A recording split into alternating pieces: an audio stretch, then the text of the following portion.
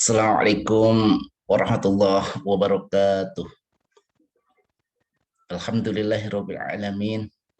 Pada pagi hari yang cerah ini, kita bisa bersama-sama bertemu dalam rangka thalabul ilmi tentang bagaimana cara membangun riset gap yang baik, yang mempunyai kekuatan penuh. Ya, saya Dr. Basrawi dari Program Pasca Sarjana Magister Manajemen Universitas Bangsa hendak sharing mengenai hal tersebut.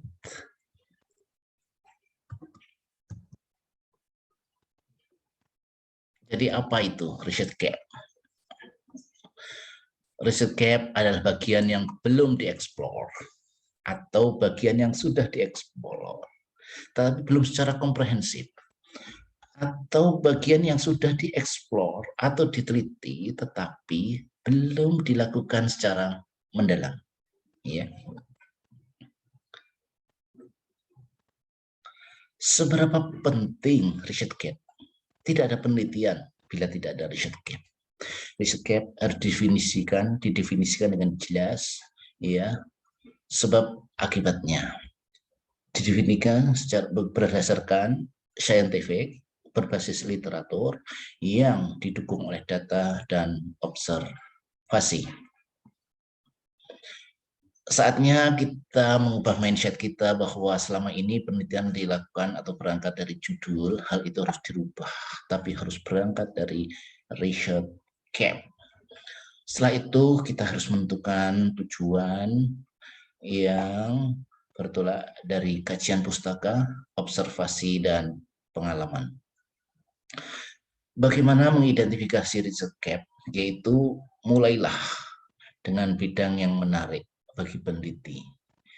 Mengetahui megatrend recent debate terhadap topik yang sedang dibahas.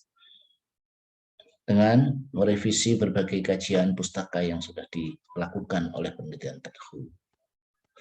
Ada 7 macam atau 7 tipe riset gap menurut Muller-Bloch dan Kans yang saya ambil dari Prof. Tulus Win Raden Lampung.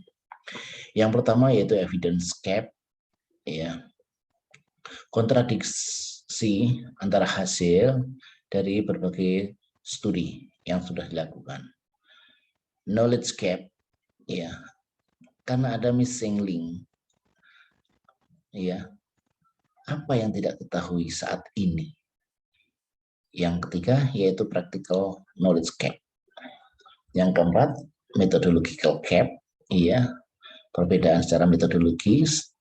Empirical gap, theoretical gap, population gap. Jadi di sini empirical gap merupakan bagian dari riset gap. Oke, meskipun dalam penelitian banyak yang menghubungkan antara empirical gap dan riset gap itu berbeda, tapi empirical gap dalam hal ini yaitu bagian dari riset gap.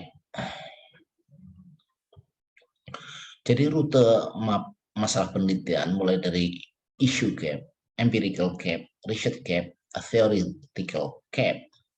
Iya. Ini akan menjadi sebuah hal yang menarik untuk kita lakukan.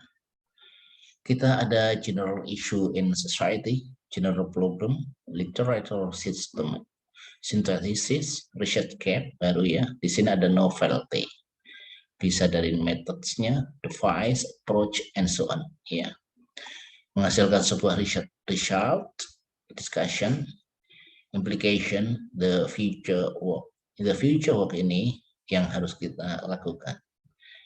Yang harus kita lakukan baik kita mencari future work dari penelitian-penelitian terdahulu, syarat untuk peneliti itu menjadi future work bagi kita, conclusionnya itu dari simpulannya. Oke. Jadi sebuah riset yang bagus itu harus mempunyai R mini or mini boleh. Yang pertama research, motivation, novelty, innovation, implication, short term or long term. Yes. Oke. State of the art misalnya proses kognitif dalam menulis.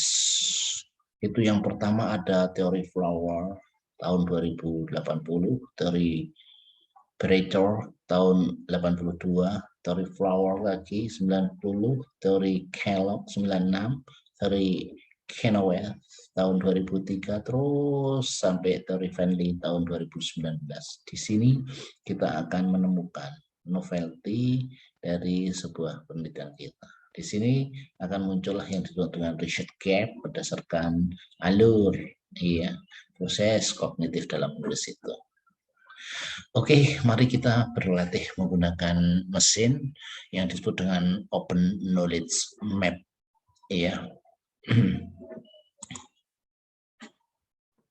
Kita masuk ke Google, kita ketik Open Knowledge Map, akan muncul seperti ini. Setelah muncul tampilan seperti ini, kita tuliskan variabel Z atau variabel Z penelitian kita. Dalam hal ini, for example, adalah loyalty, loyalitas pelanggan. Itu kita klik di sini, tapi harus menggunakan bahasa Inggris. Harapannya adalah hasil-hasil penelitian yang dihasilkan di sini tidak hanya bahasa Indonesia, tapi juga bahasa Inggris mayoritas, ya. Setelah itu kita pilih custom ring. Custom ring kita pilih jangan all time, jangan last month, jangan last year, tapi gunakan custom ring. Gunakan custom ring. Kita pilih 2016-2021 untuk 5 years, untuk 5 tahun terakhir. Last 5 years. Setelah itu kita pilih most relevant. Most relevant kita pilih most relevant atau most recent. Kalau most recent biasanya gagal, kita gunakan most relevant. Untuk dokumen types-nya kita pilih journal, newspaper, or article, Setelah itu kita go akan menghasilkan seperti ini. Kita tunggu dalam beberapa saat. Lingkaran terbesar inilah yang paling banyak dilakukan oleh peneliti terdahulu. Kita klik lingkaran terbesarnya, akan muncul seperti ini. Kita pilih 1, 2, 3, 4, 5 semuanya, kita masukkan ke dalam tabel yang akan kita susun untuk research gap kita atau penelitian terdahulu yang relevan seperti ini. Kalau kita klik di sini, kalau kita mengunduh file PDF-nya, kita klik di sini. Kalau kita ingin mengisi nama, judul, tahun, sumber, itu bisa di-copy dari sini semuanya. Atau di bawah ini ada, di bawah abstrak biasanya ada lengkap, nama dan seterusnya untuk citasinya. Kita masukkan ke sini. Temanya, di sini ada tujuan, kita klik tema atau tujuannya, metodenya bagian tengah abstrak, kita klik pindah ke sini. Hasilnya bagian akhir dari abstrak, kita pindah ke sini. Setelah itu menghasilkanlah seperti ini. Nah, future works atau perbedaan penelitian ini dengan penelitian sebelumnya, di sini penelitian Anda bedanya apa dengan di sini? Kita tulis di sini, seperti itu. Kalau terlalu spesifik dalam memilih